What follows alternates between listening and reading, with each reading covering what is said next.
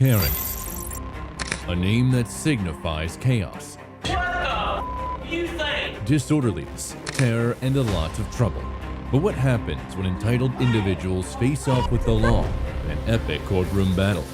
Starting with the coldest and most notorious of them all, T.J. Lane. 2012, Chandon High School in Ohio made a distress call to the police department about an ongoing shooting rampage carried out by an individual known as T.J. Lane.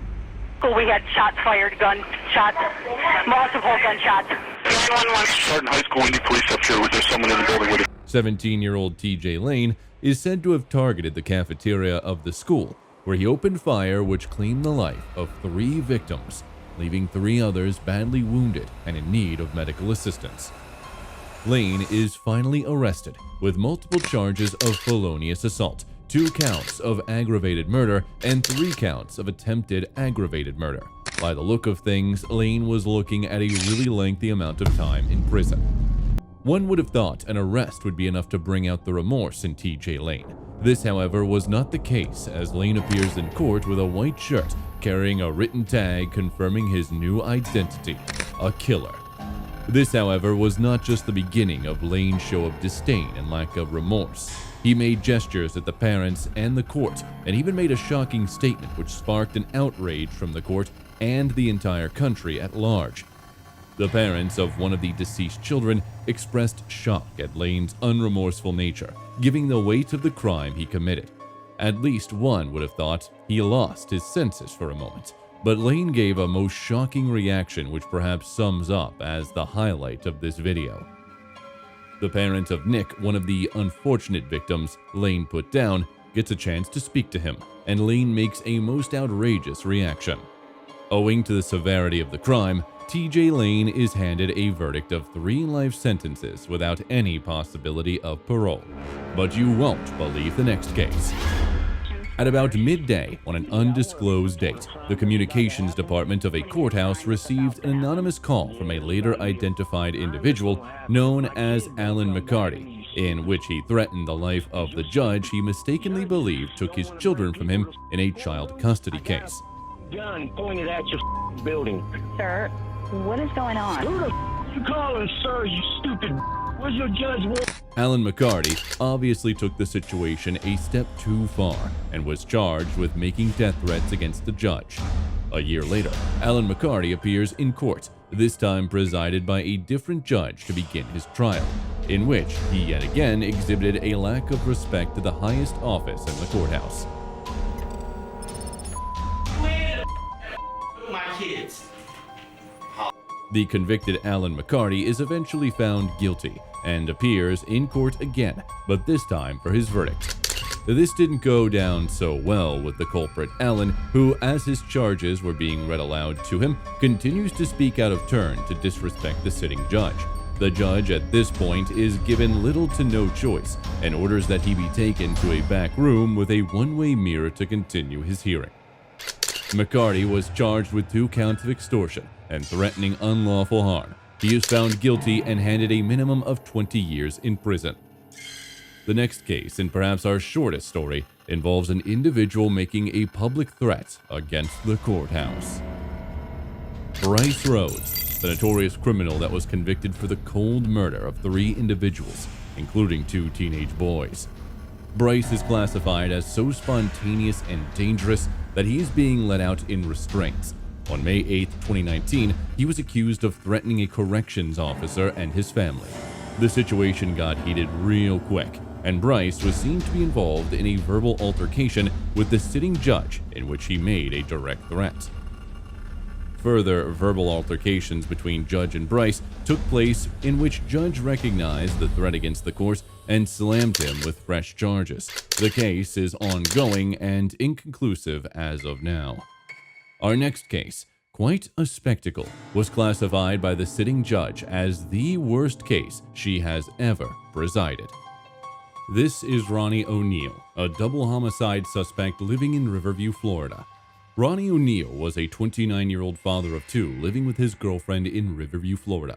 But in a complete turn of events, and perhaps the most spectacular twist in this video, O'Neill shot his girlfriend, murdered his 9-year-old daughter, and tried to murder his 8-year-old son by stabbing him and setting their own house ablaze. Luckily for the son, he escaped alive. The first 911 call was from his girlfriend, who was heard screaming. 8 minutes later, 911 received another call, but this time it was from O'Neal. I just been attacked by some white demons inside Kiki.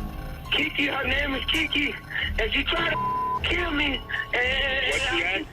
After being psychologically cleared to defend himself in court, what happened next was quite a spectacle. O'Neal, as his own advocate, was allowed to cross-examine his own son on the happenings of that night. Right after the interrogation, O'Neal made a shocking accusation against the court, after which he admitted to killing his late girlfriend. Because he's playing a fraudulent damn recording of me beating Kenyatta Barron. I did kill Kenyatta Barron. This case was so complex that the judge had to rank it as her worst case ever. This is the worst case ever in my life, and I have seen some horrors. Even after the gruesome murder of his girlfriend, daughter, and almost killing his own son, O'Neal showed zero remorse in court, as he blatantly said he was not sorry. Ronnie O'Neal was handed 3 life sentences plus 90 years without parole, while his son was adopted by the detective who took him in on the day of the tragic event. Drop a like if you think he deserves this. The next case carries the definition of insanity, mixed with zero remorse. This is Keith Ferguson from Calcassa, Michigan. He was sent to court for 12 felony counts, including kidnapping and murder. Ferguson, who was 40 years old at the time, got into a divorce argument with his wife, Tiffany Ferguson, which resulted in him beating her and fatally shooting her in front of their 4 kids. After which, he took the kids to her parents' home and still ended up shooting his father-in-law. He also stormed into a house on his way, took the owner hostage, and barricaded himself in the home. It took a whopping 7-hour standoff to get him arrested. During Ferguson's court case, his show of disdain and lack of remorse was a spectacle, and this baffled everyone present. When asked to give a victim impact statement at the sentencing, Tiffany's best friend said she always knew Ferguson was going to one day hurt his wife. She would always reply, "He loves his kids too much. He won't kill me. He loved them so much, he murdered their mother and..." When asked about his children, Ferguson expressed no desire to ever see them again. The judge, who was left in shock at the level of insanity he witnessed, had no choice but to slam Ferguson with a lifetime sentence and no possibility of parole. Our next case is quite hilarious and opposite in nature to previous cases. Unlike our previous cases, this disrespectful Karen called Miss Julie Dixon poses the plaintiff and not the accused. Miss Julie Dixon claimed she hired the defendant to carry out a general renovation of her home, but he turned out inefficient and even went as far as stealing her food, taking pictures of her without her consent and posting them online. Eric Parker, in his defense, accused Miss Dixon of fabrication and mischief. He claimed he carried out his job efficiently, and any damage after that could not have been attributed to the efficiency of his job. Mr. Parker, however, draws the attention of the court to the fact that he had a payment policy on jobs carried out by him and that the policy wasn't honored, despite the fact that he made an exception of her, hence prompting him to leave earlier than scheduled. And then while she can get ahead of herself.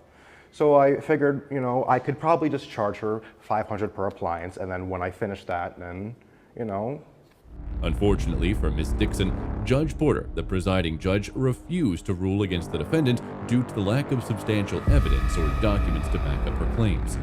This was just the beginning of Miss Dixon's woes, as Mr. Parker had substantial evidence of work carried out at her residence, leaving Judge Porter no other choice than to rule in Parker's favor. This included a watery compensation for Mr. Parker. However, this didn't go down well with Miss Dixon, who took this next bold step. Miss Dixon, in perhaps the most hilarious part of this video, hurled her heels at the presiding judge in a bid to hurt him. This, however, landed her being held in contempt against the court, after which she was led away and arrested.